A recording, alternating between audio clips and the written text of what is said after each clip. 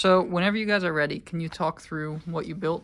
Yeah, so this is that's the DE1-SoC. We didn't build that though. So for our final project, we worked on modularizing the OLA logic analyzer, which is on the ECE 5760 website, into its own QSys module to be easily deployed into other projects, and to export that data into a GTK wave viewer where you can see it in something that looks a bit more like Model Sim, because the original OLA you had to plug it into the VGA monitor, which was difficult if you had a project you were debugging that used the VGA monitor, because then there was like a conflict. So we have a few things to show.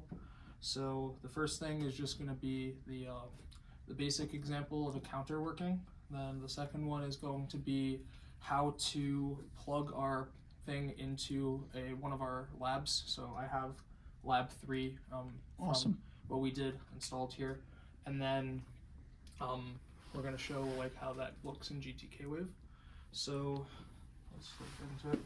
So the first thing is here is just some counter module. I know this is like it's okay. Kind of this is like, since this is more infrastructure kind of final project, it's like not the flashiest. That's it. It's still really interesting. Yeah. So this is just a counting module, and all it does is every clock cycle it increments a counter up by 1. So if we look in Platform Designer QSys, we can see that there, when you open up Computer System, we have our own module in here that we created, this logic analyzer module. Once it opens up, I guess. So down here, you have its own module. Like, this is all it needs. It's connected. It has 2 connections to the AXI master from the HPS, and it just connects the clock and reset, and that's it. So you can just drag this thing in, and it has one conduit thing, and that has 2 signals on it. One of them is for the data input, and one of them is for the trigger. So you plug in the word that you want to scan on the logic analyzer, as well as whatever you want your trigger to be, and that's it. Like, you don't have to deal with trying to finagle this weird module into your code, like copy paste, and like figure out like why is it not working and stuff. It's just like module, and then all it is like 2 inputs, just like a PIO port. It should be like about the same level of difficulty and implementation. Awesome. So here we have, so when we actually run the code, so let me flash the FPGA first. That's important. This is the right one. So this is just, we're using signal tab to debug it and also program it. So okay, it's programmed now. So we logic analyzer to debug a logic analyzer. Signal tap was our best friend in this project. And then we use GTK wave to help out debug. So here, like, this is just the same code that Bruce had. Okay. We made some modifications to print out a text file for use for GTK wave, but like, let's say, so like it first asks for the trigger mask, where it's which bits of the trigger are you even looking at, and then like it asks like how are we filling those in. So here I'm just going to do FFFF, so that should take the bottom 16 bits, and then I'll type in 5000, which is, that's also a hex 5000. So when we press enter, it spits out 1000 samples. Starting in 500, you can see like the bottom 4 bits are like, it's like 4 FFFF, and then it goes to 5000, so like it triggers properly here in the middle. So you're triggering off a value of 5000 on that counter? Yeah. Okay. So, because like since we did so like our data word here and our trigger is both the counter, and yeah, we configure it so like we only care about the bottom 16 bits, and then like we're only triggering when it's like 5000. Okay. So it doesn't matter what the upward bits are. We can expand the trigger a bit more. Then above, like it has 500 samples above and below, and this it doesn't skip anything, which is something that we were working on before. So the way that this works is there's a circular, like, so there's a circular analyzer buffer in M10K blocks that has 1024 entries. Okay. So it stores all of the 1000 entries just like at, like, no matter, it just like keeps writing and writing and writing and writing. So this is like now configured properly, so it doesn't loop over itself, which is a bug we were running into.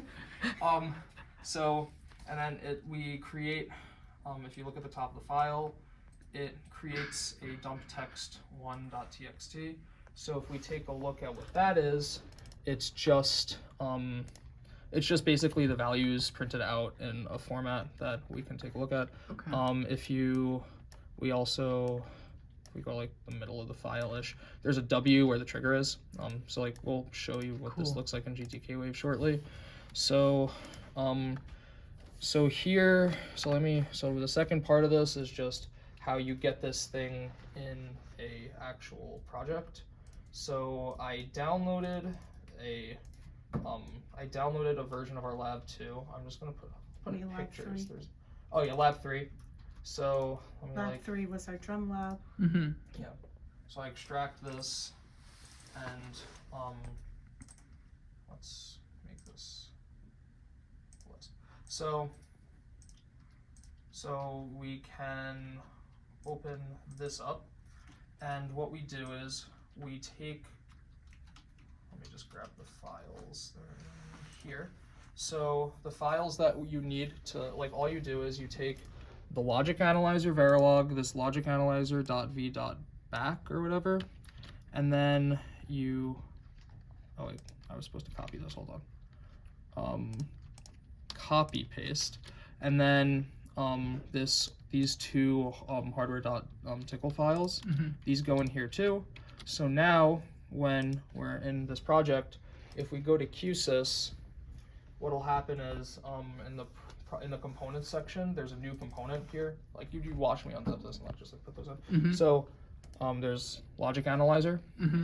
So all you have to do now is double click this, and then it comes in, and then you just assign your clock, assign your resets, assign your control buffers, and then set your proper offsets, and that's it.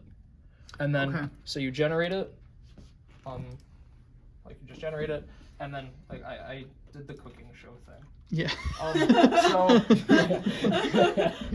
So I, in a different project which I prepared beforehand, I think it's this one.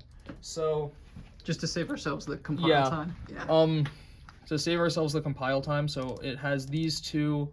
Oh, in the other QSys, I forgot to export I forgot to break out the data port thing. Sure. Double click the export conduit. So the only things that are added in your actual Verilog are these two lines. Okay. So one for the data input and one for the trigger.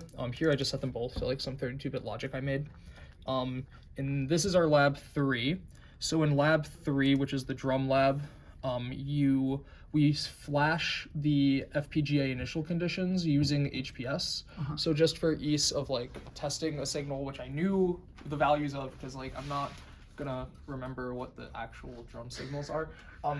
I just set it to be the HPS write data, which is printed to the screen in our HPS flash encode. So that gets assigned here.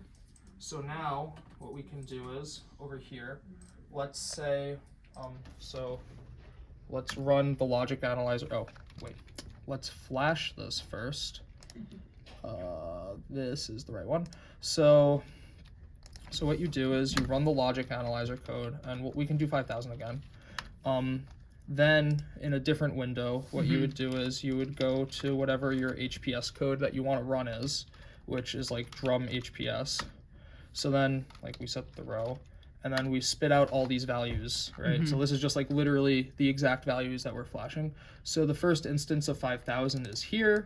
So we would expect to see a bunch of 5000s as our samples after the trigger. And then before we'd see like 4C, 480, 440, etc. And probably it would be like it's multiple cycles for each one because the HPS writes slower than the FPGA. So here we see we're at 999 and it's like 5000. And as we go up, it's still 5000, 5000, 5000, up until the trigger where it's 4C. So it like the actual trigger is at like 5000, but like the trigger sample is like between the two. So 4C here, and then around like cycle 280 or 285, it's 4.8, and then it goes to 4.4.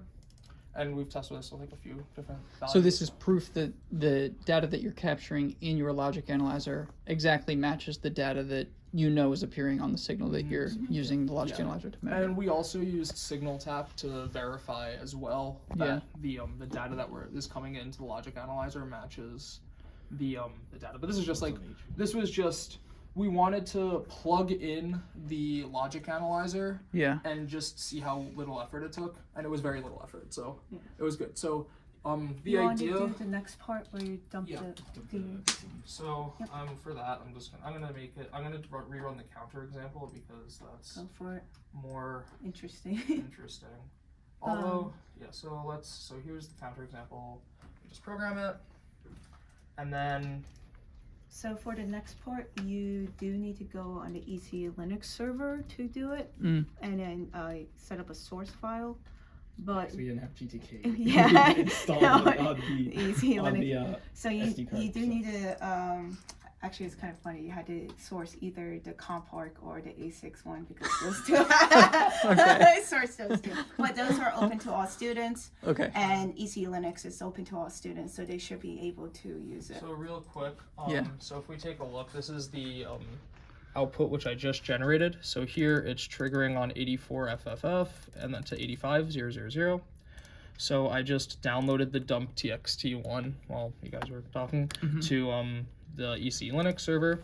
So now all you have to do is run the Python program like so, and then you just do GTK, like it generates up here a new VCD file. So you run the GTK wave viewer, and it comes out with the clock, your data, and the trigger. So here's GTK wave. If we zoom in on the trigger, we can see that's like FFE, FFF, like 80 FFF, 84 FFF, 85000, which if we take a look again at the logic analyzer code matches what's here. That is fabulous. So this should be like significantly easier to view the actual output of OLA using GTK wave. And the other thing is like with the documentation we'll prepare and like the structure of how this project is made. This should be especially helpful for you because if you want to have some homebrew module for like, let's say you want to do a larger scale, like some project which might require more investment, but like you don't want the students to do a certain thing, you could just be like, oh, here's my module, just plug it in. Like, Sure. so hopefully there's use there. Yeah, this is a tremendous piece of course infrastructure. Yeah. If you document this well, this will become a really core element of So the class in the future. yeah, so this way, and you can modularize things. And OLA, OLA uses relatively low FPGA utilization too, so it won't like take so much space on your project Sure. as well. So Yeah. So like, let's say you're doing the drum lab, and you want to like get the biggest drum you possibly can, but you're also like tight for space for signal tab. This could work. Yeah. Pretty well, like for OLA. But I don't know. I personally think like the biggest use of this is just like kind of like what this can be expanded to with the other pieces models. But that's like the main idea. And then like also for students, if like let's say you do something in Mandelbrot and like you're like, oh, the way that we did the M10K blocks is like pretty cool here. Yeah. Let's like export it out. It should be like easier to modularize it and put it out. So, is your logic? What memory does it use to store samples? Is it M10K memory? Use M10K memory. Okay. That's right. Okay. Are you able to configure how many samples you store, or for the moment is that like a hard-coded parameter? Right now it's a hard-coded parameter. In order to change it, you would have to actually go into the physical Verilog and change it. It's not too difficult to change, but it's like still like you have to like go in and like mess with things, and that's just You said for the moment it's 1024 samples. Okay. Okay. so But that's big enough anyways to do a lot of stuff. so Yeah. that's most of your samples, and then you can though you can configure like how much before and how much after. Okay. Okay. But before and after the trigger condition, you mean? Yeah. That's really cool. It's really awesome that you got it into GTK wave like that. Yeah, surprisingly that was the easy part. Yeah, that was the that was the like, easy We thought this was the hard part. No, they took like 4 weeks to do that, and then Yeah, I this did this part in like 2 days. It's just like- I'm like, I feel kind of bad. It's all good. Well, that's fantastic. Thank you guys. That's a really, really cool piece of infrastructure. Yeah. Awesome. So.